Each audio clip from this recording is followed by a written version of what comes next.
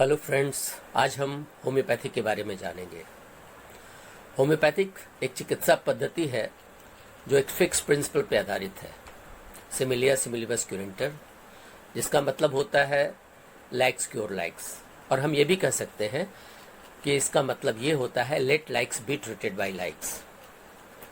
ये होम्योपैथी को देने वाले या इन्वेंटर डॉक्टर हनीमैन थे। इनका पूरा नाम doctor Christian Friedrich Samuel Hahnemann था और ये जर्मनी के रहने वाले थे और ये होम्योपैथी का आविष्कार भी जर्मनी में हुआ। तो ये बात निश्चित है कि ये होम्योपैथिक सिस्टम ऑफ मेडिसिन भारतीय नहीं है, ये जर्मनी से आया है इंडिया में। हालांकि हमारे गवर्नमेंट इसको इंडिजिनस सिस्टम ऑफ मेडिसिन में रखते हैं। और ये भी बता देना उचित होगा कि ये होम्योपैथिक सिस्टम ऑफ मेडिसिन जो है भारत सरकार के अधीन, government of India ministry of Ayush के अधीन रहता है। और मिनिस्ट्री ऑफ आयुष ये तय करती है कि कौन सा कॉलेज और हॉस्पिटल जो होम्योपैथी का है उसका एजुकेशन का करिकुलम और उसके मिनिमम स्टैंडर्ड या इंफ्रास्ट्रक्चर प्रॉपर है या नहीं, उसके बाद ही वो किसी कॉलेज या हॉस्पिटल को चलने देते हैं। तो हम कह सकते हैं कि ये ministry of Ayush government of India के द्वारा homeopathic medical college and hospital संचालित होते हैं। तो हम बात कर रहे थे होम्योपैथिक का।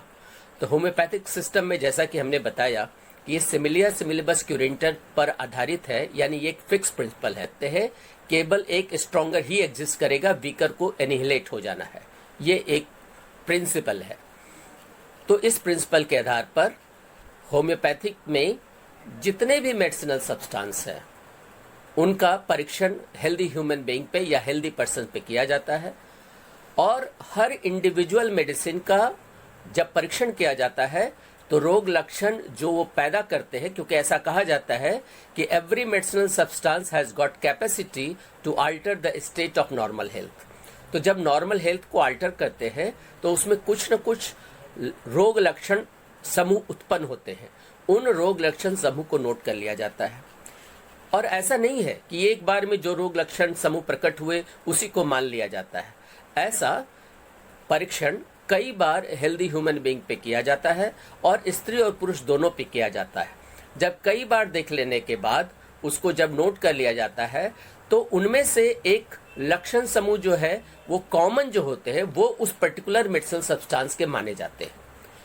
इसी तरह से हर अलग अलग सोर्स से आए मेडिसिनल सब्सटेंस का हेल्दी ह्यूमन बीइंग पे इसका ट्रायल होता है।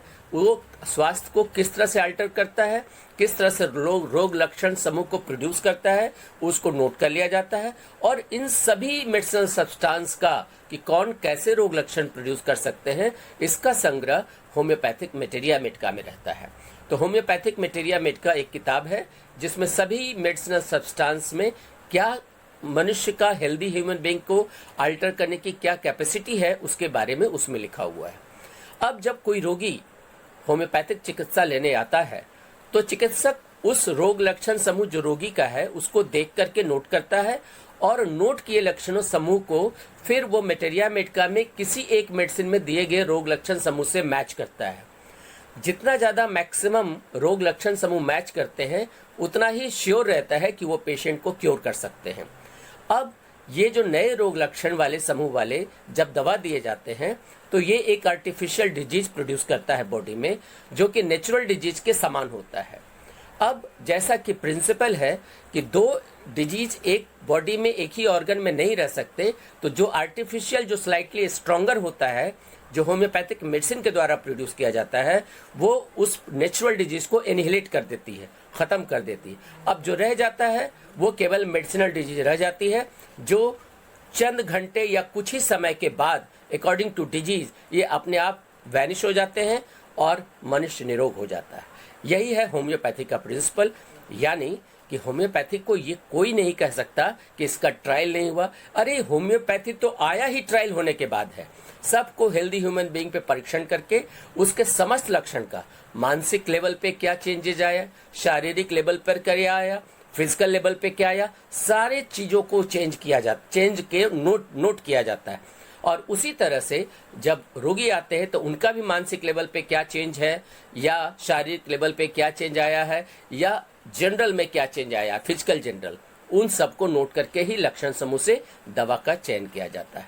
धन्यवाद दोस्तों, ये था होम्योपैथी, जिसके लिए मैंने छोटी सी जानकारी आप लोग को शेयर की है। आशा है आप लोगों को पसंद आया होगा। धन्यवाद।